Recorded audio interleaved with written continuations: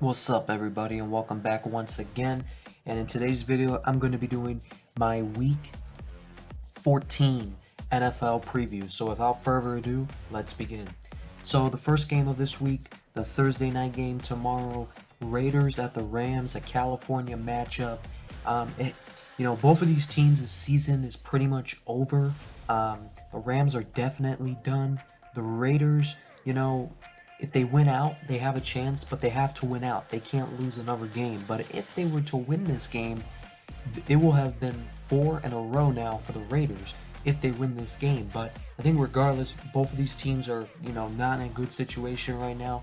The Rams are expected to start Baker Mayfield, so it should be interesting to see, what Mayfield can do with the Rams. He's only been on the team now for less than 24 hours, and by the time of kickoff tomorrow, it will exactly have been about 2 days since he's been signed, about 48 hours. So it'll be interesting to see. I got the Raiders winning it though, 30-19. Josh Jacobs should have a big day on the ground. No Aaron Donald in this game. Obviously, the Rams are probably going to struggle offensively. There's no Cooper Kupp. There's no Allen Robinson. This team doesn't have a running game. They don't have an O-line. And they got a quarterback who's been on the roster for less than 50 hours at the point of them playing. It's not going to be easy. Then the Vikings at the Lions, big time matchup here. Lions are another team that pretty much need to win out to have playoff hopes, and one more loss is pretty much it for them. Vikings are obviously red hot, but the Lions really almost pulled it out against them earlier in the year. Last year, the Lions got their first win of the season against the Vikings. The Vikings are obviously the better team, but I'm going to take the Lions to win this game, 28-27 in a tight one.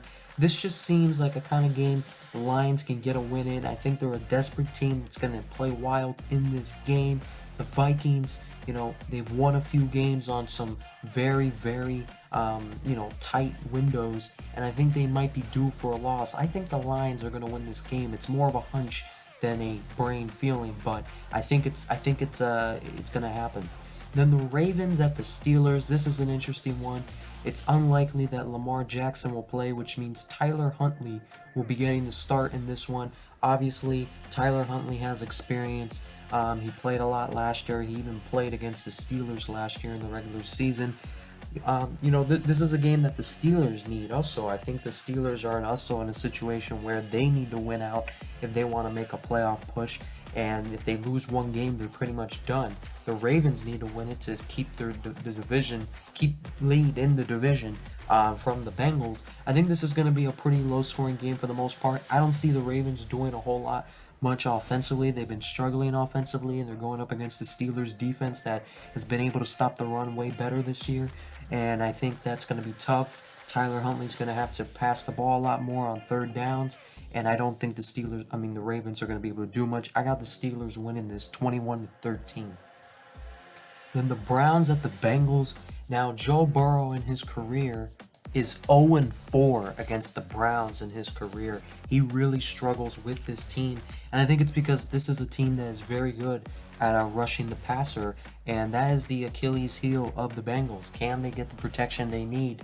Which, it's been a lot better lately, but the last time the Bengals played the Browns, which was their last loss, I believe, they've gone on a 4-game winning streak since that game. The Browns completely demolished them, offensively and defensively, but, this one's obviously now, you got Deshaun Watson in his second game back. The Bengals are coming off of a big win. On paper, the Browns, it makes sense how the Browns match up well against the Bengals.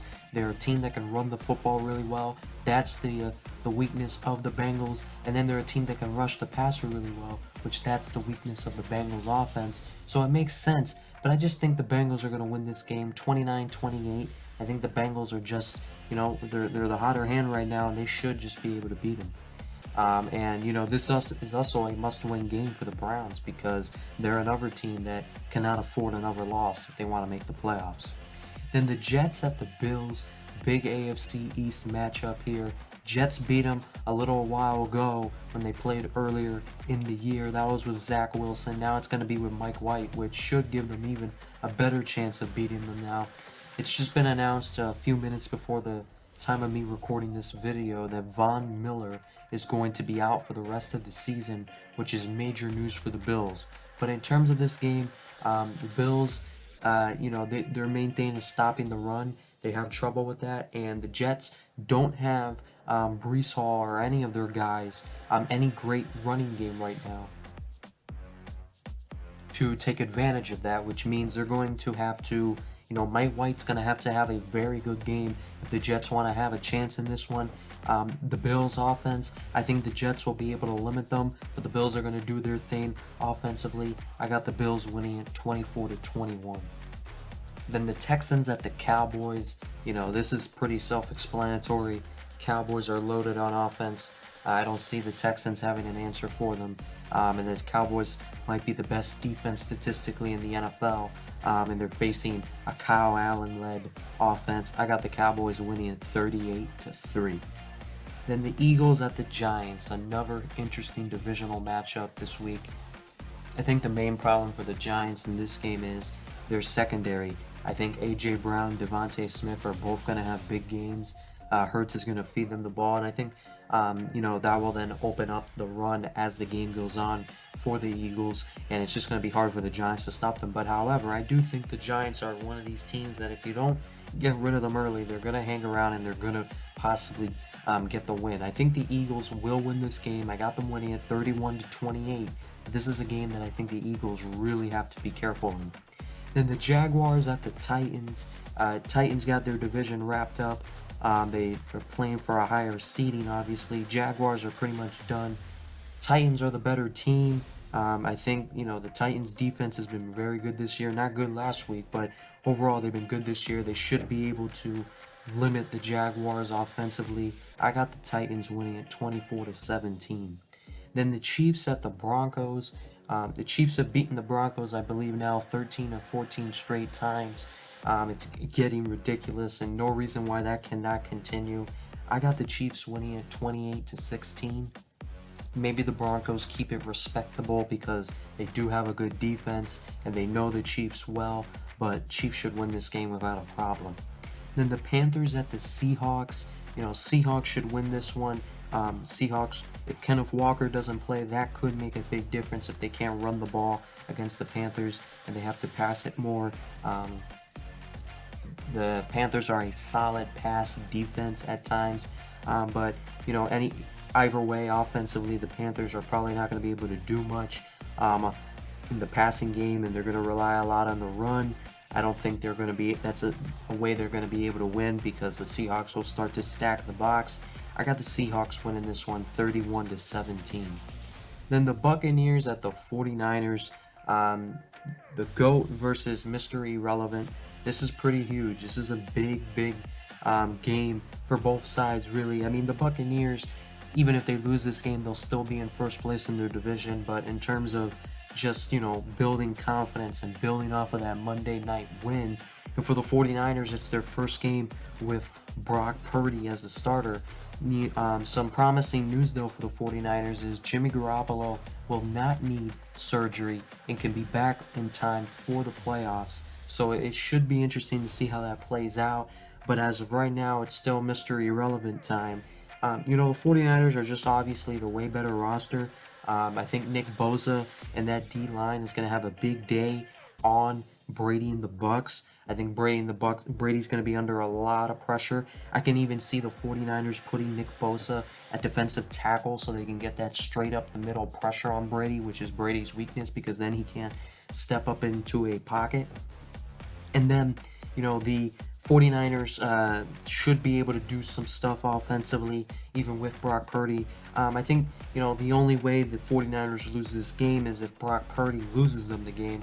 It's out in San Francisco. It's a tough matchup for the Bucs, but at the same time, I just can't see Tom Brady losing to Mr. Irrelevant. But at the same time, I'm picking the 49ers. So I got the 49ers winning at 24-23. But yeah, I mean, the 49ers should win this game, but with the Bucs, you never know. Then the Sunday night game, the Dolphins at the Chargers. This should be a fun one. This is a big matchup for Justin Herbert and Tua Tagovailoa because these are two guys that are constantly being compared, and they're going to be compared for the rest of their careers, because Tua Tagovailoa was taken number 5 overall by the Dolphins in the 2020 draft, and Justin Herbert was taken number 6 overall in the 2020 NFL draft. So they were right there next to each other. You know, a lot of people say the Dolphins should have just taken Justin Herbert, but now, you know, some people are having some second thoughts about it. But regardless, I think this is going to be a high-scoring game. Both defenses have been inconsistent this year. I think this is going to be a shootout, and it's a big game. It really is a big game. Dolphins need a win to keep pace with the Bills. Chargers gotta win it to keep pace with the Jets for that final wild card spot. You know, the Dolphins are heavily favored in this game, but I'm taking the Chargers to win it 31-30 in a shootout. I think Justin Herbert and the Chargers are going to get this win. Dolphins have a terrible record on the West Coast. Then the Patriots at the Cardinals, the Monday night game. You know, I would usually say Bill Belichick against a young, struggling quarterback like Kyler Murray would be, you know, a automatic, you know, win for the Patriots. But, you know, the Cardinals are just a way better roster. I get the Patriots secondary is solid, but the Cardinals just have so many good receivers. And if the Cardinals offense can't get going in this game, it's like, wow, what is the issue with this team? And I think these final few games is really going to dictate the Cardinals off season. But anyway, I think the Patriots are going to struggle at times in this game offensively as well to run the football. The Cardinals' defense is not good. Their secondary is very bad, but their one bright spot sometimes is stopping the run.